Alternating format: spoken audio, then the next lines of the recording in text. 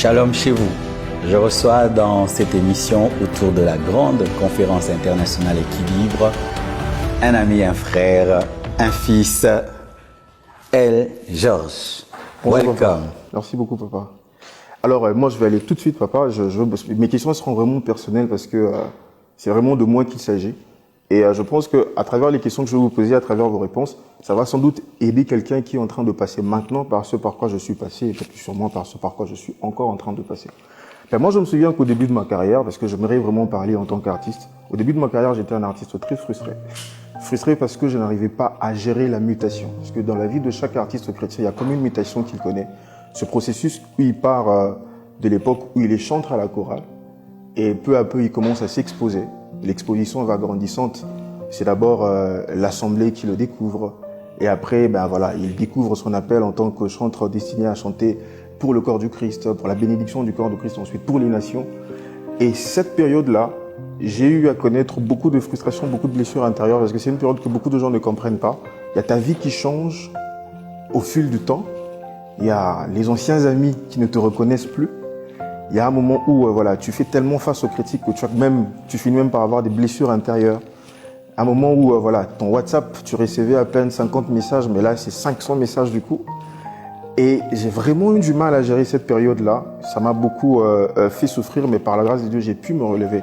Papa, qu'est-ce que vous pouvez dire par rapport à ça? Comment arriver à maintenir l'équilibre pendant ce processus-là, de l'époque où tu quittes de l'anonymat vers une exposition qui va sans cesse grandissante?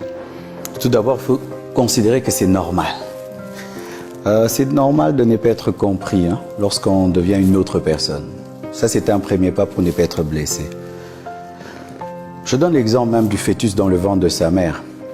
Il passe par des transformations extraordinaires jusqu'à ce qu'il va naître. Et quand il va naître, il va manquer à la matrice. Ce sera un départ, quoi. Il doit passer à une autre phase, quitter la vie aquatique, être dans la nouvelle vie aérienne. Et ça blesse. Mais il doit continuer son évolution jusqu'à devenir un père, se marier et fonder une famille. Alors s'il reste attaché au placenta et tout le reste, il va mourir. Et les amis d'enfance, c'est comme le placenta, c'est comme la matrice et tout. Mais comme on évolue, un jour, on devient quelqu'un d'autre qui étonne. Le mal, c'est de changer en mal. Si tu te détériores, tu deviens orgueilleux, pécheur, ça c'est mal. Mais si c'est une évolution vers ta destinée et que les gens ne la comprennent pas, c'est normal. Même Jésus n'était pas compris. Jésus est mort, pourquoi? Jésus est mort parce qu'il n'était pas compris. C'est normal. De deux.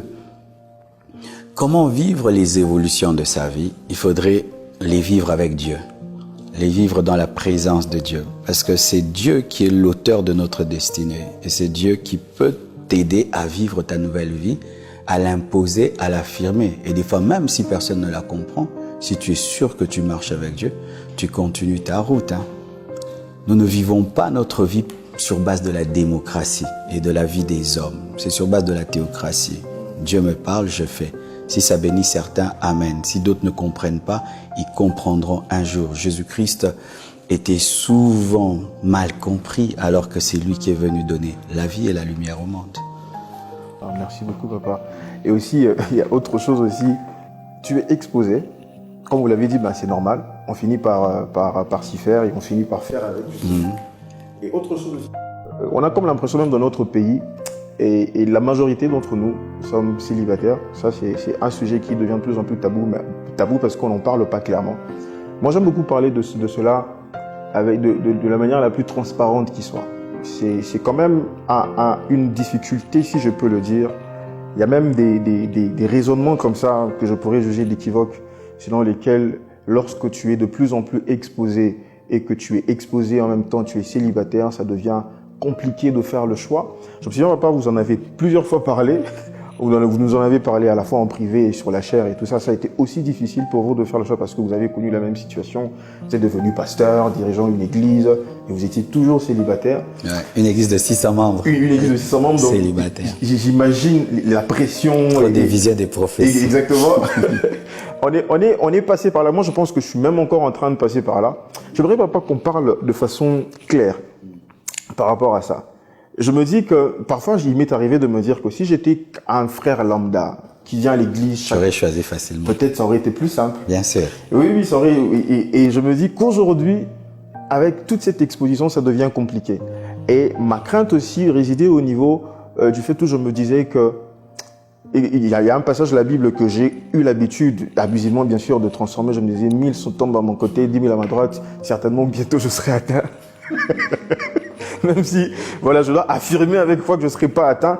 Parce que tu vois, la nuée des témoins qui t'entourent, c'est des témoins qui ont failli justement dans ce domaine-là. Et ça aussi, ça fait peur. Par rapport au choix pour les jeunes serviteurs de Dieu public, qu'est-ce que vous pouvez nous dire par rapport à ça? Il ne faut pas faire le choix. C'est long, c'est que ta célébrité. Parce que tu peux être célèbre aujourd'hui et pas demain. Il faut faire le choix par rapport à l'homme que tu es. Elle, Georges. On enlève elle. Georges. Georges veut quel genre de femme? Pas elle, Georges. Georges, lui, dans sa vieillesse, voudra vieillir avec quel genre de femme? Lorsqu'il sera plus capable de sauter, de rapper peut-être tout le temps, le vieux Georges voudra quel genre de femme? Il faut choisir cette femme maintenant, selon Georges. Une amie. Tu sais, c'est très facile de choisir une amie. Mais quand tu veux choisir une groupie, il y a beaucoup de groupies, mais peu d'amis. Même les gens très connus arrivent difficilement à tisser une amitié. Moi, c'était ça le fil conducteur pour épouser Blanche. Belles femmes, j'ai rencontré beaucoup de belles femmes. Des femmes intelligentes, j'en ai rencontré. Des femmes qui s'habillaient bien, j'en ai rencontré. Mais après, je me suis rendu compte que j'avais un style de vie qui me réclamait une amie. Tu vois, après tout ça, j'ai besoin de causer avec quelqu'un. J'ai pas besoin d'une femme qui va me faire parler, me faire chamailler. J'ai besoin d'une amie qui va me dire comment était ta journée, qui va comprendre que je suis un humain, qui va me faire rire. Alors j'ai commencé à chercher une telle fille. Alors c'est quand j'ai commencé maintenant à élaguer. Certaines, c'était seulement esprit, mais n'arrive pas à être ton ami, n'arrive pas à beaucoup causer. D'abord ça, l'amitié. Mais aussi j'ai pu être ami avec d'autres. Mais ce n'était pas le plan de Dieu. Il fallait aussi que je prie, que j'ai la paix de Dieu quand je choisis. Mais plus le temps passe, plus ce sera difficile pour toi. Il faudrait que tu aies le temps de tisser une amitié. Les païens appellent ça copinage, mais je ne parle pas de copinage dans le sens du péché. Mais avoir une amitié avec une femme, mais il n'y a pas d'impudicité. C'est possible, hein? Il n'y a pas d'impudicité. Vous pouvez parler, elle peut te parler de ta musique, elle peut te parler de la Bible. Il y a de la conversation et vous voyez dans la même direction. Avec une telle personne, tu peux vieillir toute ta vie avec elle. Et en plus, maintenant, il faudrait aussi qu'il y ait une attirance physique parce que on ne se marie pas que pour causer. Oui, évidemment. Et aussi, il faudrait que spirituellement, Dieu soit d'accord. Mais sache, quoi que tu l'évites, il y aura toujours un risque. Tu ne seras pas sûr à 100% que c'est la femme de ta vie. Il y a toujours un facteur risque dans le mariage. Oui, toujours. Toujours. Alors si tu veux être sûr à 100%, tu ne te marieras jamais. Après ça, c'était vraiment un détail important. Ah. Il y a le risque, c'est-à-dire, ce risque-là, il y a comme un petit doute. C'est de ça que vous parlez, en fait. C'est-à-dire que tu ne connais pas la personne à 100% parce que l'homme est un mystère et tu n'es pas sûr à 100% que tu seras à 100% heureux. Mais sur la parole de Dieu, tu te lances. Mais si tu veux que tout soit à 100% comme tu veux, tu te marieras jamais. Autre chose aussi, je passe beaucoup de temps à observer les hommes publics, ceux qui sont publics justement en servant Dieu, comment ils arrivent à organiser leur temps avec leur vie de famille et tout ça. Moi déjà, je suis du genre à beaucoup me projeter. Je pense beaucoup plus à l'avenir. Et trop souvent, quand j'imagine comment ma vie sera dans 10, 15 ans, avec tous les voyages missionnaires et tout ça, je me dis comment je saurais trouver l'équilibre entre les déplacements, les concerts, la vie de famille et surtout les enfants, et surtout à cette époque où on a même l'homosexualité dans les dessins animés. Je pense à l'éducation des enfants et je me dis comment faire en fait pour trouver l'équilibre entre les jeunes, les prières et le ministère et tout ça. Quel conseil pouvez-vous nous donner, papa? Tu vois, un artiste, un musicien, il a le temps pour ses répétitions, n'est-ce pas? Il a le temps pour aller dans le studio, il a le temps pour composer. Il faut aussi avoir le temps pour la femme, le temps pour l'enfant. Autant tu as le temps pour répéter, le temps pour faire des voyages, il faut avoir un temps pour aller en vacances avec la famille. Pour moi, quand tout allait bien dans le monde, c'était au mois de juillet que je prenais des vacances d'1 mois avec toute la famille. J'allais à Paris, Bruxelles. On oublie tout. Je suis là, je vais dans les manèges. Ok. Une fois j'ai accepté quand même pour les faire plaisir, mais j'ai failli mourir. Hein.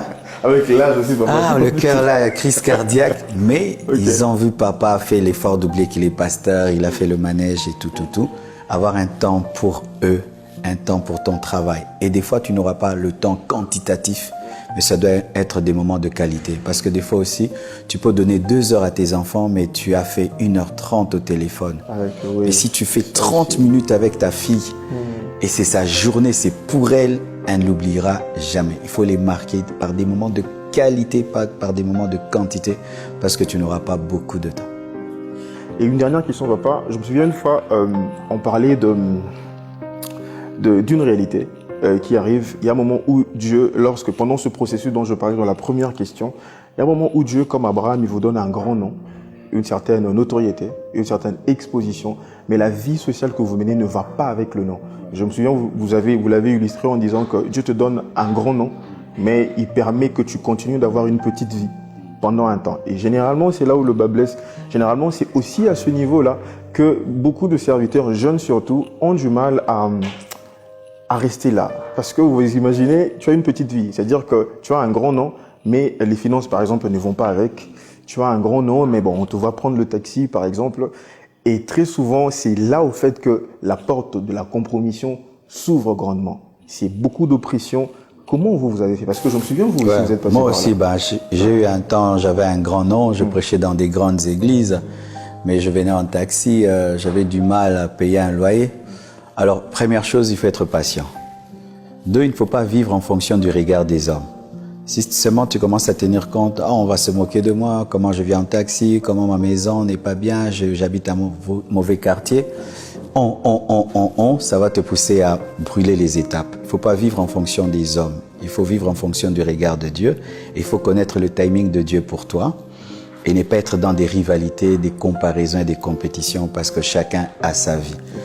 Alors aussi de 2, j'aimerais dire à ces serviteurs de Dieu, tu sais que les gens n'ont que faire de ta voiture, n'ont que faire de ta maison. C'est le message et l'onction que tu as. Si aujourd'hui, je suis le Marcelo que je suis aujourd'hui, et je passe devant, je prêche sans onction et sans profondeur, tu penses que la voiture que j'ai garée derrière va calmer les gens?